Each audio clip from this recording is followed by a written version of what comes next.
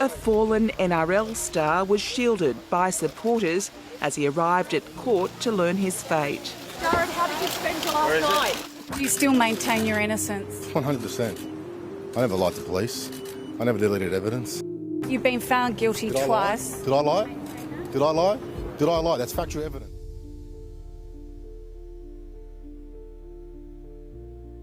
From the heights of rugby league stardom to the bright lights of the NFL, Jarryd Hayne's career was unlike anything the sporting world had seen. He was the Hayne plane, a prodigy who lit up the NRL, broke Queensland's state of origin stronghold, and shocked Australia by chasing the American dream. But behind the highlights came controversy, courtroom battles, and a fall from grace that has left his legacy forever clouded. Born in Sydney, 1988, Hayne grew up in Minto, a working-class suburb where sport was his escape. The son of Fijian international Manua Thompson, rugby league ran in his blood. By the age of 18, Hayne was already on the big stage. In May 2006, he debuted for the Parramatta Eels, and his impact was immediate. 17 tries in just 16 games, earning him the Rookie Daily M medal. He wasn't just another young talent, he was a young phenomenon. By 2007, Hayne had already established himself as more than just Parramatta's bright young prospect. He broke into the State of Origin arena with New South Wales and quickly earned himself a Kangaroos debut, a rare double so early in your career. Originally electrifying on the wing, he would soon transition to fullback, where his speed, footwork and ball-playing ability made him one of the most dangerous attacking threats in the game. But with his growing profile came growing scrutiny. Wayne Bennett accused him of diving to win penalties, an act that most saw as unsportsmanlike, and Hayne's name became linked with the growing debate about sportsmanship in rugby league. And off the field, there were some pretty crazy stories coming up. On the field, he's tough, but today Jarryd Hayne was subdued, preparing to tell King's Cross Police how a gunman opened fire on him. Jarryd, how are you feeling? His life took a dramatic turn in 2007 when he and St George Illawarra star Mark Gasner were caught up in a drive-by shooting in King's Cross.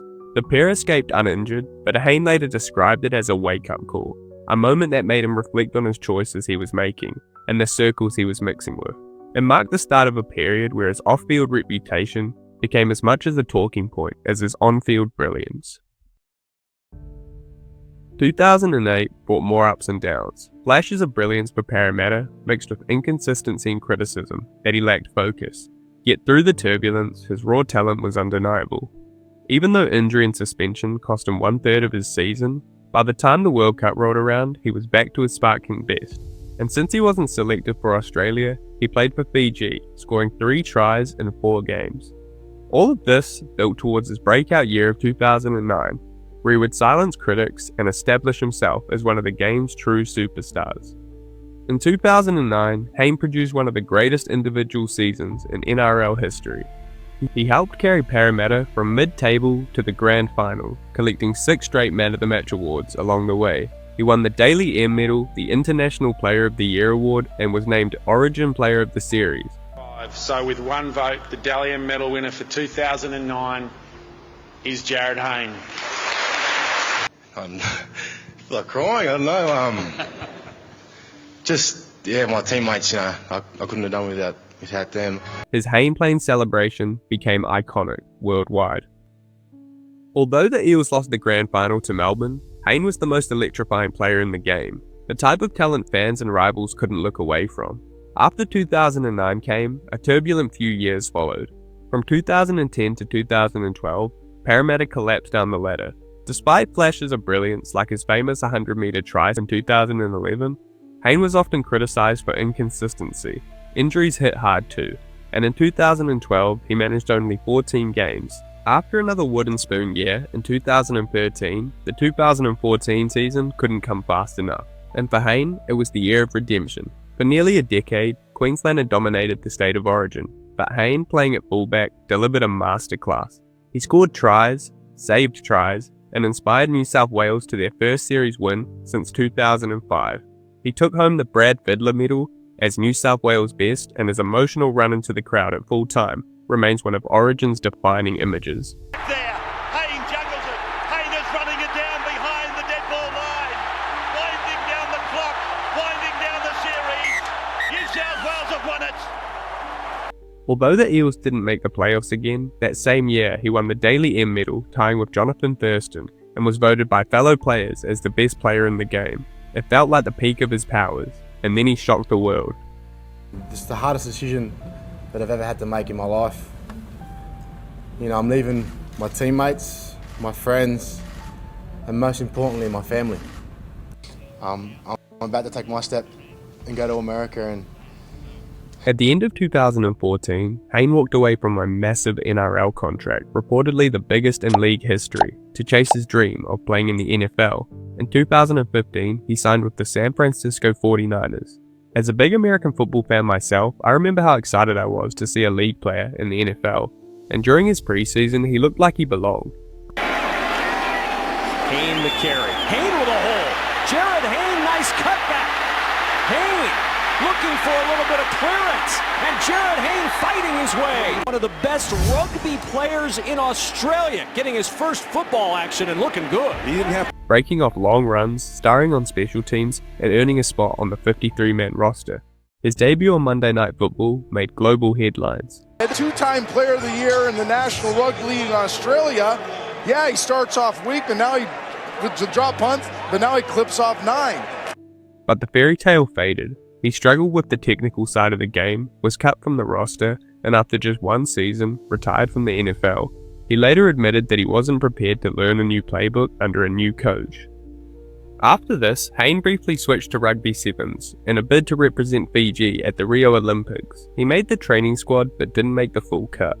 After his NFL and Fiji sevens experience, Jarryd Hayne returned to the NRL in August 2016, signing what was reported as one of the highest contracts at the time. Jarryd Hayne's Rio Olympics dream is over, but he's reached another milestone, signing the biggest deal in NRL history. Around $1.2 million per season with the Gold Coast Titans. However, that comeback soured swiftly. In 2017, Hayne clashed with coach Neil Henry over fitness, effort and commitment. The feud escalated such that the Titans board controversially sacked the coach. Although the Titans made the playoffs for the first time in 5 years, by late 2017, Hayne requested a release, which the Titans claimed they were blindsided by. On the 1st of December 2017, he officially joined the Eels again for the 2018 season, on just a one-year contract, showing just how much his value had dropped. And then came the start of Jarryd Hayne's off-field downfall. In December 2017, a US outlet broke the story. An American woman accused Mr. Hayne of assaulting her in San Jose in 2015 while he was playing for the San Francisco 49ers in the NFL.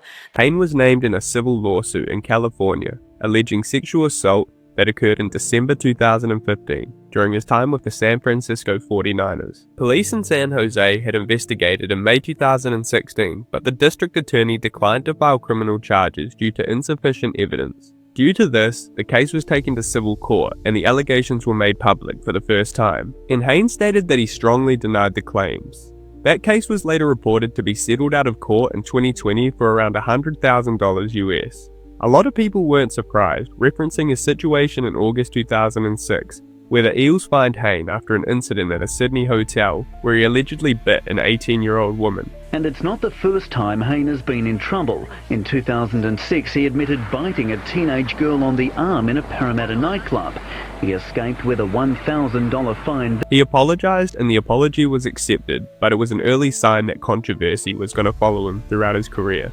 In 2018, Hayne tried to focus on football again. On the field, he still produced flashes of the old brilliance, including a hat-trick against St George, but Parramatta collapsed to the wooden spoon. Off the field, however, his career took its darkest turn. Jarryd Hayne should be bathing in the glow of a great rugby league career. Instead, he's now waiting to hear how long he is likely to spend in prison. His rise and fall is a stunning reminder that being a star on the football field does not always ring true off the field. On the night of the 2018 Grand Final, Hayne travelled to a woman's house in Newcastle.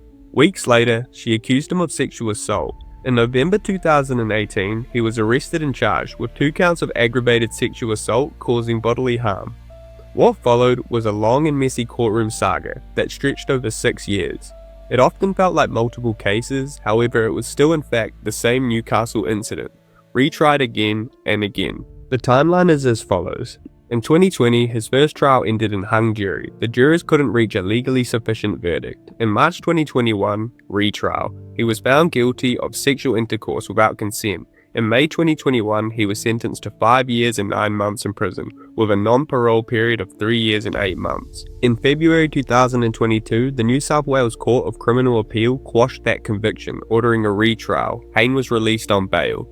In April 2023, retrial. He was convicted again, and in May 2023, he received a new sentence of 4 years and 9 months. In June 2024, Hayne's legal team won an appeal. The convictions were quashed once again, and the prosecutors announced they would not proceed with the fourth trial. After spending around 2.5 years behind bars, he was finally released. By then, he had permanently scarred his reputation. In 2025, Jarryd Hayne made a low-key return to the Wentworthville Magpies in the Ron Massey Cup of 3rd Division footy. In his first game back, he set up a try and showed glimpses of his old brilliance, but no matter how many comebacks he makes, his name will now be tied to many scandals. Jarryd Hayne's story is one of extremes. From teenage prodigy to NRL superstar, from breaking Queensland's origin dynasty to chasing the American dream, his career was filled with highlights few could match, yet his off-field actions cast a long, dark shadow. The rise and fall of Jarryd Hayne isn't just the story of a gifted athlete, it's a reminder of how quickly greatness can fade, and how legacy is shaped as much by choices off the field as by glory on it. I just wanted to say thank you for all the support on my videos. I'll be trying to put a video out every week or so like and subscribe to stay tuned, and I appreciate all the support. All my socials are linked below, and I'll see you next week.